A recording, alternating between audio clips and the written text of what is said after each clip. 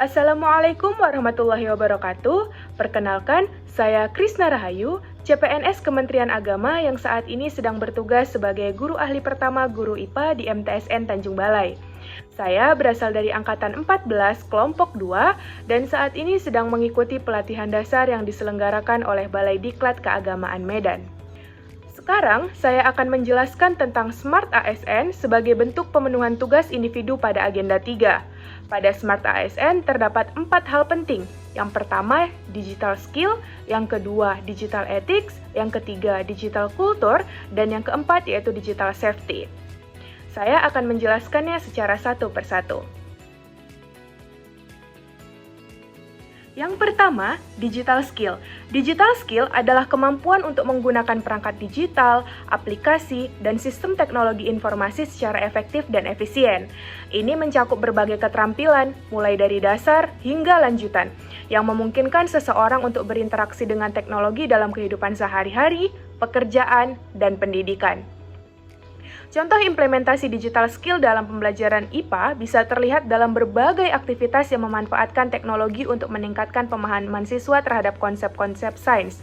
Contohnya yaitu, yang pertama, menggunakan simulasi digital dan animasi interaktif untuk memvisualisasikan konsep abstrak yang sulit dipahami hanya melalui buku.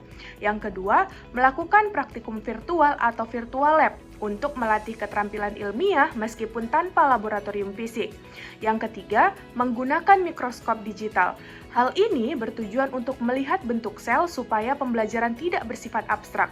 Yang keempat, pencatatan dan analisis data menggunakan spreadsheet untuk mengembangkan keterampilan berpikir ilmiah dan analisis data. Dan yang kelima, mengakses sumber belajar online untuk meningkatkan literasi digital dan belajar mandiri.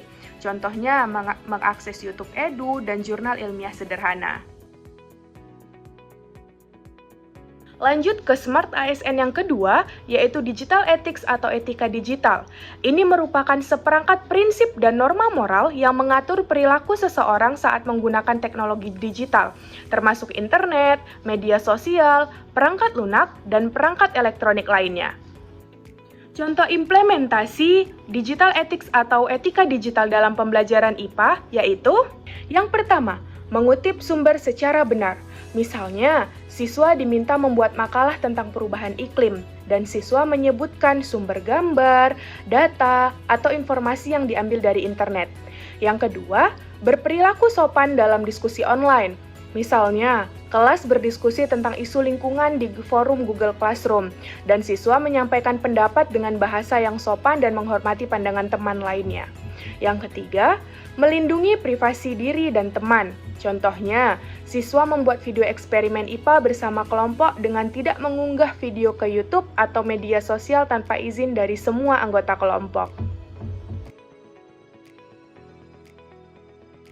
Yang ketiga, digital culture. Digital culture adalah cara hidup, berpikir, berinteraksi, dan bekerja yang dipengaruhi oleh penggunaan teknologi digital dalam kehidupan sehari-hari.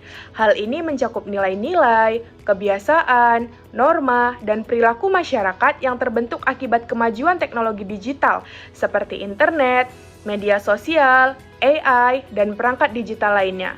Contoh implementasi digital culture dalam pembelajaran IPA yaitu, yang pertama, belajar melalui platform digital. Misalnya, saya membimbing siswa untuk mengakses materi IPA lewat Google Classroom ataupun YouTube Edu. Yang kedua, kolaborasi online. Misalnya, saya membimbing siswa untuk bekerja secara kelompok untuk membuat proyek IPA dengan Google Docs secara daring. Dan yang ketiga, penanaman etika dan jejak digital. Misalnya, siswa diajarkan menyebutkan sumber, menjaga privasi, dan menghindari plagiat saat membuat tugas IPA yang berbasis digital. Smart ASN yang keempat adalah digital safety.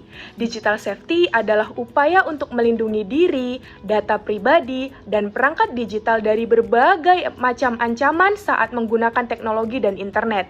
Hal ini mencakup kebiasaan, pengetahuan, dan tindakan yang menjaga pengguna tetap aman di dunia digital. Contoh implementasi digital safety dalam pembelajaran IPA yaitu, yang pertama, mengamankan akun pembelajaran. Siswa dan guru termasuk saya menggunakan password yang kuat untuk login ke Google Classroom atau platform e-learning IPA. Yang kedua, melindungi data pribadi. Saat mengerjakan tugas ataupun proyek IPA secara online, siswa tidak mencantumkan data pribadi seperti alamat rumah ataupun nomor HP. Yang ketiga, menghindari konten hoax IPA. Siswa diajarkan cara memverifikasi informasi sains dari sumber yang terpercaya. Baik, sekian penjelasan tentang Smart ASN dari saya. Terima kasih. Wassalamualaikum warahmatullahi wabarakatuh.